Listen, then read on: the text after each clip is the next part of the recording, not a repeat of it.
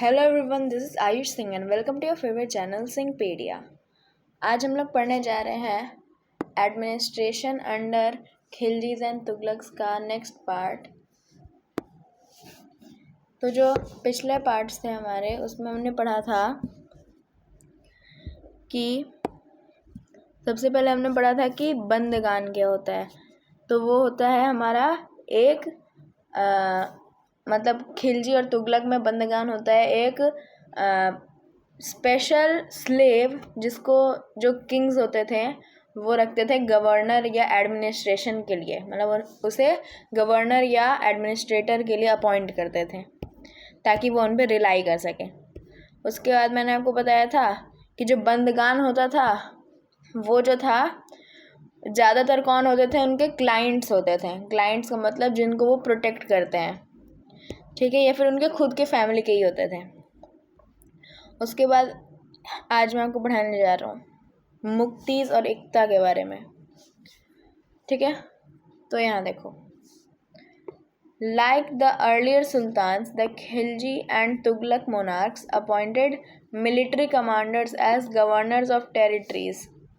तो जो पहले के सुल्तान थे वैसे ही खिलजी और तुगलक भी जो मिलिट्री कमांडर्स थे उन्हें क्या करते थे, गवर्नर बनाते थे टेरिटरीज़ का, जो कि छोटा एक टेरिटरी भी हो सकता है, एक बड़ा टेरिटरी भी हो सकता है, ठीक है। अब ये जो लैंड उन्हें दिया गया टेरिटरी का पार्ट, इसे हम बोलते हैं इक्ता।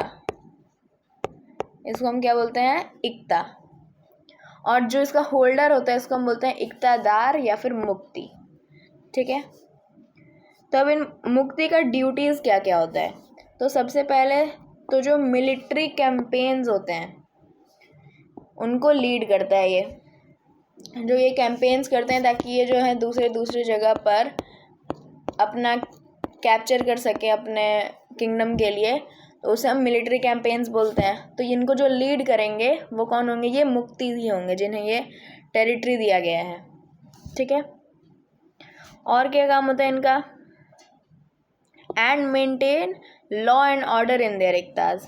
तो जो इन्हें लैंड दिया गया है उसके अंदर जो लोग रहते हैं उनके लिए कुछ लॉज एंड ऑर्डर्स बने होंगे, तो उनको जो मेंटेन करने का काम है वो भी इसके होल्डर इक्तादार या फिर मुक्ति का ही होता है। In exchange for the military services the muqtis collected the revenues of their assignment as salary. अब उन्होंने मतलब ये दोनों काम किए तो इसके बदले उन्हें सैलरी मिलता है। तो सैलरी कैसे मिलता है, जो ये लोग कलेक्ट करते हैं रेवेन्यू, ये लोग जो है एक और काम होता है इनका टैक्स कलेक्ट करना अपने लोगों से, ठीक है। तो जो ये कलेक्ट किया रेवेन्यू वही उनकी सैलरी बन जाती है, ठीक है। अब उसका ही कुछ पार्ट वो अपने सोल्जर्स को भी दे देते हैं, किंग्स अपने सोल्जर्स को भी उसी का कुछ पार्ट दे देते हैं, ठीक है। कंट्रोल ओवर मुक्तीज, अगर कोई मुक्ति है और उसके ऊपर आपको कंट्रोल करना है तो उसका कब आपको कंट्रोल करना चाहिए था उस पर, तो जब उसका जो ऑफिस है वॉज नॉट इनहेरिटेबल। इसका मतलब उसका कोई बेटा है, जो भी मुक्ति का पोस्ट होता था वो क्या होता था, हमारा हेरिडिटरी पोस्ट होता था। हेरिडिटरी इसका मतलब क्या होता है कि अगर कोई आदमी बना मान लो मुक्ति, तो उसका ही बेटा फिर मुक्ति बनेगा, फिर उसका बेटा ही मुक्ति बनेगा, ठीक है। इसे बोलते हैं हम हेरिडिटरी पोस्ट। तो अगर वो इनहेरिटेबल है यानी कि उसका कोई बेटा या बेटी नहीं है, ठीक है, तो क्या होगा, तब कंट्रोल कर सकते हैं मुक्ति इसके ऊपर। या फिर if they were assigned iqtas for a short period of time before being shifted. तो अगर, और दूसरा समय क्या है उन पे कंट्रोल करने का, कि मान लो कोई उसे इक्ता दिया गया है, उसके ऊपर थोड़े देर तक, मतलब शॉर्ट पीरियड ऑफ टाइम के लिए ही दिया गया है वो, ठीक है, उसके बाद उसे शिफ्ट कर दिया जाएगा, तब क्या कर सकते हैं, हम मुक्ति पर कंट्रोल कर सकते हैं। These harsh conditions of service were rigorously imposed during the reigns of Alauddin Khilji and Mohammad Tughlaq. तो ये जो हार्श कंडीशन है किसका, सर्विस का, ठीक है, वो कब ज़्यादातर किया गया था, इम्पोज्ड, और बहुत ज़्यादा फोर्सली। रिगरसली का मतलब होता है फोर्सली, तो वो किया गया था अलाउद्दीन खिलजी और मोहम्मद तुगलक के रेन मतलब होता है रूलिंग पीरियड, ठीक है। तो अलाउद्दीन खिलजी और मोहम्मद तुगलक जब रूल कर रहे थे तब accountants were appointed by the state to check the amount of revenue collected by the मुक्ति।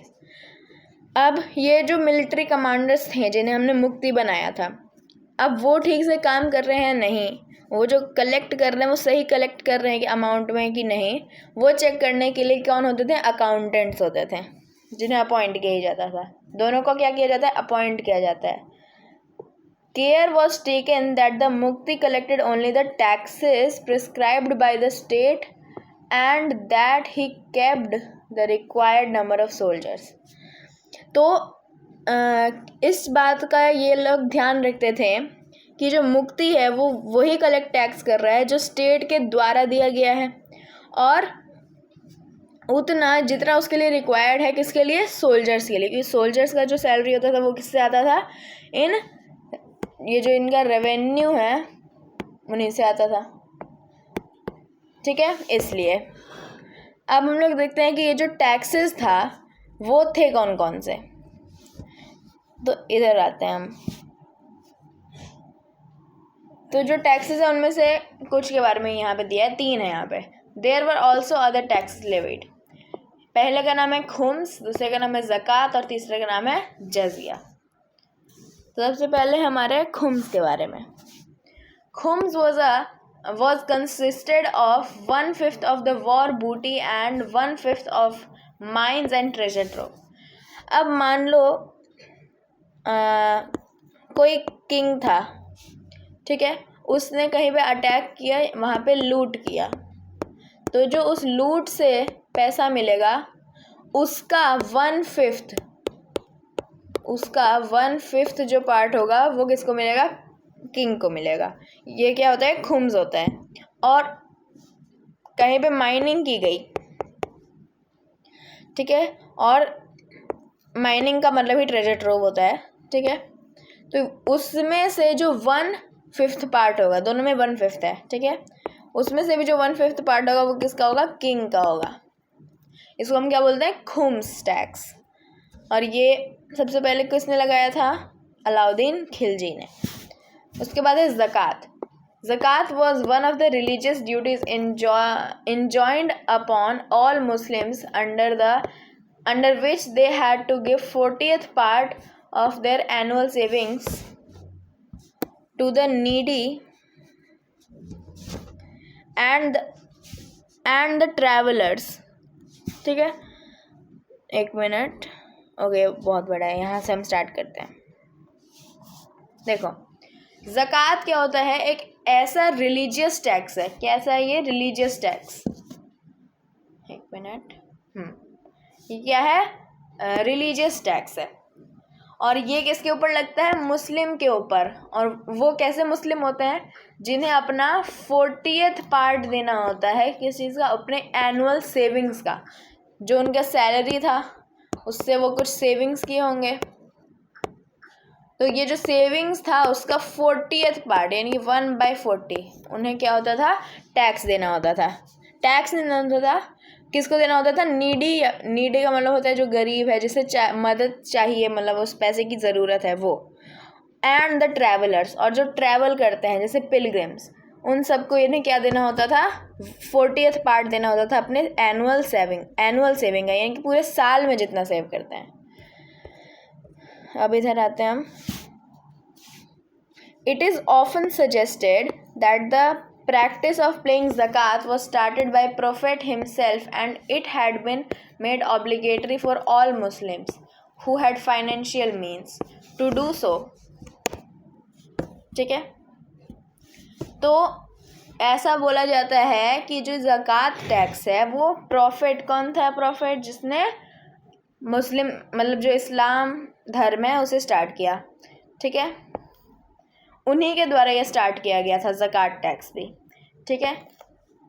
पर ये फिर बाद में क्या कर दिया गया? सारे मुस्लिम के लिए ऑब्लिगेटरी कर दिया। ऑब्लिगेटरी का मतलब होता है ज़रूरी कर दिया गया, नेसेसरी कर दिया गया। और उन्हीं के लिए जिनके पास ये फाइनेंशियल मीन्स हैं कि वो ऐसा कर सकें, ठीक है, 1 मिनट। अब हम जजिया पे आते हैं क्योंकि उसके आगे कुछ नहीं है उसमें। जजिया एक ऐसा टैक्स था जो किसको देना होता था? Non Muslim who had been given the status of zimmis और protected people by the state. तो जजिया क्या होता था? एक ऐसा टैक्स जो कि किन्हें देना पड़ता था? नॉन मुस्लिम को, यानी कि जो भी मुस्लिम नहीं है उन्हें, ठीक है। और जो तुगलक का राजा था फिरोज शाह तुगलक, वो क्या करता था? ब्राह्मण के ऊपर भी ये टैक्स लगाता था, ठीक है। तो ये था हमारा आज का topic, administration under Khiljis and Tughlaqs का, ठीक है। तो आई होप कि आपको आज का टॉपिक समझ में आ गया हो। अगर आपको इससे रिलेटेड कोई भी डाउट्स है तो आप मुझे कमेंट्स में पूछ सकते हैं। Thank you very much.